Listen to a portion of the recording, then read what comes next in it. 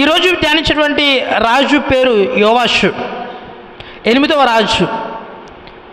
అతల్య చనిపోయిన తర్వాత యోవాషు రాజ్యానికి వచ్చాడు. ఎలాంటి పరిస్థితుల్లో రాజ్యానికి వచ్చాడు?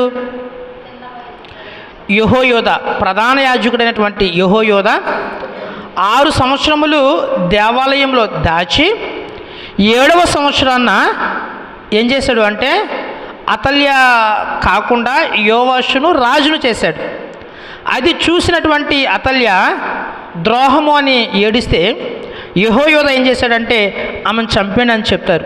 చంపేసిన తర్వాత యోవాషు రాజు అవుతాడు. 2వ దినవృత్తాంతాల గ్రంథము 24వ అధ్యాయం మొత్తము, 2వ రాజుల గ్రంథము 11వ అధ్యాయము 12వ అధ్యాయాలు, వీటిలో యోవాషు గురించి మనకు రాయబడి ఉంటుంది. మంచిది, క్లుప్తంగా చూద్దాం. 24వ అధ్యాయం 1వ వచనంలో 7 సంవత్సరములు గలవాడై యెరూషలేములో 40 ఏండ్లు ఏలేను. 7 సంవత్సరాల ప్రాయంలో రాజ్యానికి వచ్చాడు. 40 సంవత్సరములు పరిపాలించాడు. యెహోయోదానే యోవాషును రాజును చేశాడు. యెహోయోదానే యోవాషును పెంచాడు. ఇప్పుడు యెహోయోదానే యోవాషుకు వివాహం చేశాడు. 2 భార్యలు, చక్కటి కుమార్తెలు. యోవాషు కుటుంబము అనేది స్థిరపరచబడింది, దేవునిలో బలపరచబడింది. దేవునికి స్తోత్రం. 4వ వచనంలో అంతటా యెహోవా మందిరమును బాగు చేయవలనని యోవాషునకు తాత్పర్యము పుట్టెను. ఎంత చక్కటి మాట! ఎప్పుడైతే రాజు అయ్యాడో, పెళ్ళయ్యి పిల్లలు పుట్టిన తర్వాత చాలు, నా జీవితము నా కుటుంబము సెటిల్ అయ్యింది, ఇప్పుడు నేనేం చేయాలంటే నా దేవుని మందిరాన్ని బాగు చేయాలి. అతల్య చర్చిని నాశనం చేసింది. చర్చిలో ఉన్నటువంటి ఉపకరణాలన్నిటినీ దేనికి ఉపయోగించిందంటే యెజబేలుకు బలి అర్పించడానికి ఉపకరించింది. చర్చిని నిర్లక్ష్యం చేసింది. చర్చ్ ఎలా ఉందంటే చూడడానికే ఇబ్బందికరంగా ఉంది. ఇది చూసి యోవాషుకి బాధ కలిగింది. అయ్యో, నా చర్చిని నేను బాగు చేసుకోవాలి. యోవాషు లేవీయులు పిలిచాడు, పెద్దవాళ్ళని పిలిచాడు. అయ్యా, మీరేం చేయాలంటే మందిరాన్ని డెవలప్ చేయాలి, ఆ బాధ్యత మీకు అప్పగిస్తూ ఉన్నాను, మీరు మందిరపు పని చేయండి. ఆ మాట మీ ముందుంచేటువంటి ప్రయత్నం చేస్తాను.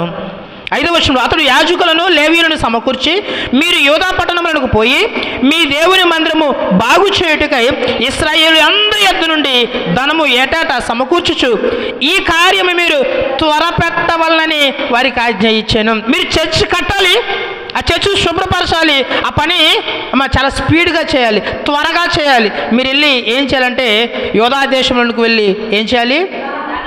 ధనము సమకూర్చాలి. దేవునికి ఇచ్చేటువంటి విషయంలో సంతోషాన్ని చూడాలి. మీరు రాజు ఆజ్ఞ ఇచ్చి త్వరపెట్టిన పని చేయాల. 6వ వచనం చదువుతున్నాం చూడండి. రాజు ఇందక్కడ యాజకులు చెప్పారు, యాజకులు చేయలే. ఇప్పుడు డైరెక్ట్గా ప్రధాన యాజకుడు, రాజు ప్రధాన యాజకుడు యెహోయోదాను పిలిచి, ఆ దుర్మార్గురాలైన అతల్య కుమారులు దేవుని మందిరమును పాడు చేసి యెహోవా మందిర సంబంధమైన ప్రతిష్టోపకరణములన్నిటినీ బయలుదేవత పూజకై ఉపయోగించిరి. సాక్ష్యపు గుడారమును బాగు చేయుటకై యోధాల నుండి యెరూషలేముల నుండి ఇశ్రాయేలు సమాజకుల చేతను యెహోవా సేవకుడైన మోషే నిర్ణయించిన కానుకను లేవీయులతో నీవెందుకు చెప్పి తెప్పించలేదని అడిగాను. ఒకసారి చెప్తే వినరు కదా. ప్రధాన యాజకుని పిలిచాడు, ప్రధాన యాజకుని పిలిచి అంటున్నారు, నేను నీకు ఆజ్ఞ ఇచ్చాను కదా, దేవుని యొక్క మందిరాన్ని శుభ్రపరచమన్నాను కదా, యుద్ధోపకరణాలన్నీ బయలుదేవతకు పూజించడం వల్ల అవి దేవునికి సమర్పించేటువంటి పరిశుద్ధంగా లేవు కదా, ఇప్పుడు అవి కొత్తవి తీసుకురావాలి కదా, నేను ఆజ్ఞ ఇస్తే నువ్వెందుకు చేయలేదు? వెళ్ళి ఒక కానుక పెట్టెను తీసుకొచ్చి, ఆ కానుక పెట్టెను ఎక్కడ పెట్టాలంటే చర్చ్ ముందు పెట్టాలి. ఏం చేయాలమ్మా? ఏం పెట్టాలి? కానుకలు పెట్టెను తీసుకొచ్చి చర్చ్ ముందు పెట్టు. ఎప్పుడైతే రాజు ఆ మాట చెప్పాడో ఒక చక్కటి కానుకలు పెట్టి తీసుకొచ్చి చర్చ్ ముందు పెట్టారు. దేశమంతా 9వ వచనం ఉంటుంది, మీరు చదవలేదు. దేశమంతటయు ఆజ్ఞ ఇచ్చాడు, చాటించారు. 10వ వచనంలో కాగా అధిపతులందరూ జనులందరూ ఏం చేశారు? ఉందా మాట? ఎలా తెచ్చారు? సంతోషముతోనంట. సంతోషముతో కానుకలు తీసుకువచ్చి చాలినంత మట్టుకు పెట్టెలో వేసిరి. దేవునికి స్తోత్రం. దేవుని మందిరాన్ని బాగు చేసుకోవాలంటే దేవుడు వచ్చి బాగు చేయడు. ఎవరు బాగు చేసుకోవాలి? దేవాలయము, ఈనా మందిరము సమస్త జనులకు ప్రార్థనా మందిరము. ఇది ఎవరి మందిరం అంటే సమస్త జనులకు సంబంధించిన ప్రార్థనా మందిరం. ఈ మందిరాన్ని బాగు చేసుకోవాల్సిన బాధ్యత ఎవరిది అంటే ఆ సమస్త జనులకే. పెట్టంతా నిండిపోయింది. రాజు దగ్గర తీసుకొచ్చారు, డబ్బులన్నీ రాజు దగ్గర పెట్టారు, మళ్ళీ పెట్టి తీసుకువెళ్ళారు, అక్కడ పెట్టారు, మళ్ళీ సంతోషంతో వేశారు, పెట్టి నిండిపోయింది. రాజు దగ్గర తీసుకొచ్చారు, మళ్ళీ అక్కడ పెట్టారు, పెట్టి నిండిపోయింది. అమ్మా, విస్తారమైనటువంటి ధనం వచ్చిందంట. ఆ ధనమంతయు కలిసి ఇనుప సామాగ్రియే కానీ, ఇత్తడి సామాగ్రియే కానీ, ఉపకరణాలే కానీ ప్రతీది చేపించేశారంట. ప్రజలు హల్లెలూయా. యోవాషు ఇప్పటి వరకు దేవుని ప్రేమించాడు. రెండవ వచనం మనకు కనపడుతుంది. యెహోయాదా బ్రతికినంత కాలము యోవాషు ఎలా ఉన్నాడు? యెహోవా దృష్టికి యథార్థంగా ఉన్నాడు. ఎప్పుడైతే యెహోయాదా చనిపోయాడో అయిపోయింది. ఇప్పుడు దాకా దేవుని ప్రేమించాడు. ఎప్పుడైతే యెహోయాదా చనిపోయాడో అమ్మా, కొంతమంది అధికారులు యోవాషు దగ్గరికి వచ్చారు.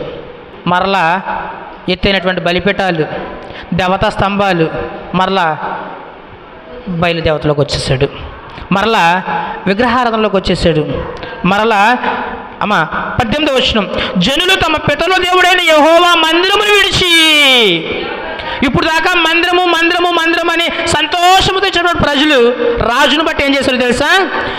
దేవుడైన యెహోవా మందిరమును విడిచి దేవతా స్తంభములకును విగ్రహములకును పూజ చేసిరి. వారు చేసిన ఈ అపరాధము నిమిత్తమై యూదా వారి మీదకిని యెరూషలేము కాపురస్తుల మీదకి కోపము వచ్చెను. ఎంత చక్కగా బతికేవయ్యా. ఎప్పుడైతే యెహోయాదా చనిపోయాడో వెంటనే ఏం జరిగిందంటే విగ్రహారాధనలోకి వచ్చేసారు. విగ్రహారాధనలోకి రాగానే దేవునికి చాలా కోపం వచ్చేసింది. ఏం చేశాడు అంటే జకర్యా మీదకి దేవుని యొక్క ఆత్మ వచ్చింది.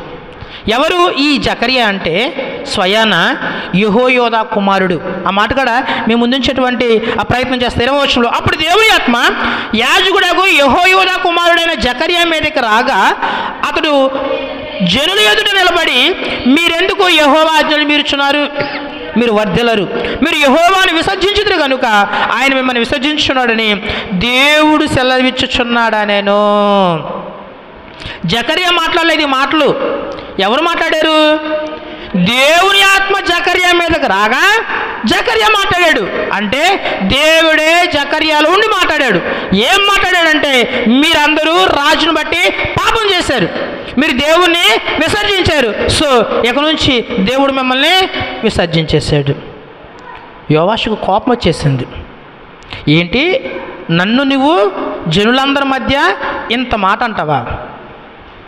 వెంటనే ఇతని చంపేయండి. జకర్యాను రాళ్లతో కొట్టి చంపేశారు. ఎప్పుడైతే దేవుని విసర్జించాడో, ఎప్పుడైతే దేవునికి దూరమయ్యాడో మొట్టమొదటిగా చేసిన తప్పేంటి అంటే విగ్రహారాధనలోకి వెళ్ళిపోయాడు. రెండోది ఏం చేశాడు అంటే అమ్మ ప్రధాన యాజకుణ్ణి చంపేశాడు. ఒక చిన్న మిస్టేక్ చేస్తే అపవాది ఆ మిస్టేక్ నాటి వదలదు, మెల్లమెల్లగా లాక్కొచ్చేస్తుంది, మెల్లమెల్లగా లాక్కొచ్చేస్తుంది. ఏ విధంగా కిందకి లాగాలో ఒక్క విషయం చూస్తుంది. ఆ ఒక్క విషయంలో మీరు స్లో అయ్యారంటే, ఆ అవకాశాన్ని అపవాదికి ఇచ్చాడంటే మెల్లమెల్లగా మెల్లమెల్లగా మెల్లమెల్లగా లాగేసి ఎక్కడో అధపాతాళానికి మిమ్మల్ని తొక్కేస్తాడు. యోవాషు జీవితంలో అదే జరిగింది. ఎప్పుడైతే ఇలా అయిపోయిందో, దేవుని ప్రేమించినంత వరకు యుద్ధము అనేది లేదు. యుద్ధం అనేది ఉందా? యుద్ధమే లేదు. ఎప్పుడైతే దేవునికి దూరం అయిపోయాడో ఇప్పుడు యుద్ధం వచ్చింది. సిరియానులు చిన్న మందే వచ్చారు, యోధా వారు పెద్ద సైన్యం. అయినా దేవుని విసర్జించాడు కాబట్టి యోవాషు యుద్ధంలో ఓడిపోయాడు, శిక్ష అనుభవించాడు.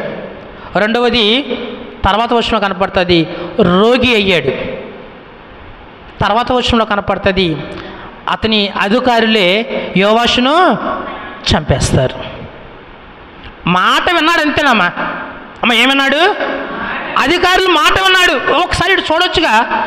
ఎలా పాత్రమయ్యాడు చూశారు కదా, ఎలా పాత్రమయ్యాడు చూశాడు కదా. యోవాషు దేవుని విసర్జించాడు. దేవుడు పూర్తిగా యోవాషును విసర్జించాడు. ఒక మాట చదివి నేను ముగిచ్చేస్తా. అతడు చనిపోయిన తర్వాత జనులు దావీదు పట్టణమందు అతని పాతిపెట్టిరి కానీ రాజుల సమాధులలో అతని పాతి పెట్టలేదు. చూసారా, చనిపోతే దావీదు పట్టణంలోనే, ఇప్పుడు వరకు మనం అన్నీ చూస్తున్నాం కదా, ఎవరు చనిపోయిన రాజులు దావీదుపురంలోనే సమాధి చేస్తూ ఉన్నారు. దావీదుపురంలో 2 పార్ట్లు ఉంటాయి, ఒకటి సామాన్య జనానికి, రెండవది రాజులకి. యోవాషుని దావీదుపురంలోనే సమాధి చేశారు, కాకపోతే రాజుల మధ్య కాదు. ఎక్కడ పాతి పెట్టారంటే జనుల మధ్య. అంటే ఎవరు పాతి పెట్టారు? జనులే. ఎందుకు పాతి పెట్టారంటే జనులకు కూడా చిరాకు అనిపించింది. ఇలాంటోడు ఈ రాజుల మధ్య ఉండి వీళ్ళ పరువు తీయటం కన్నా పక్కన పెట్టచ్చు. ఎంత దిగజారిపోయాడో చూడండి.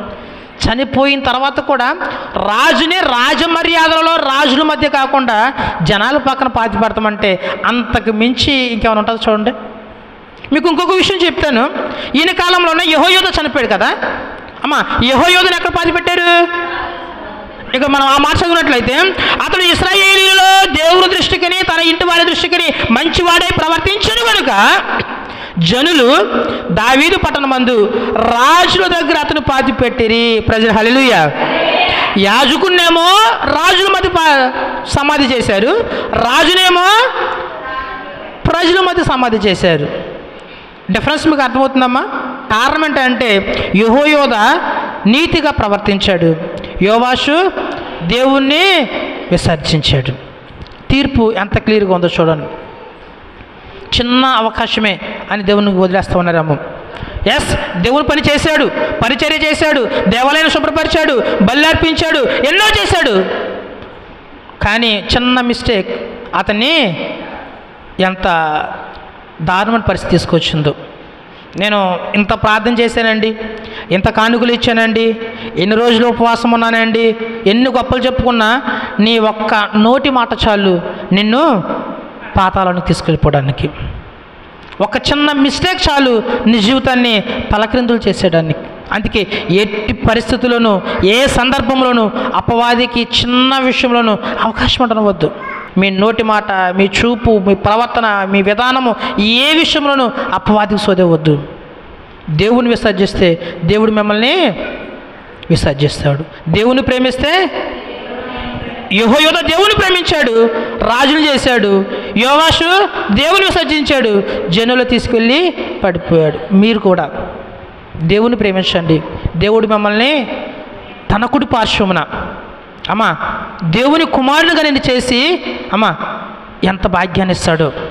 అక్కడ ఆ భాగ్యాన్ని పొందుకోవాలంటే ఇక్కడ నువ్వు దేవుని కొరకు ఒక సాక్షిగా నిలబడాలి. అటు భాగ్యము దేవుడు నీకు నాకు మనందరికీ అనుగ్రహించును గాక.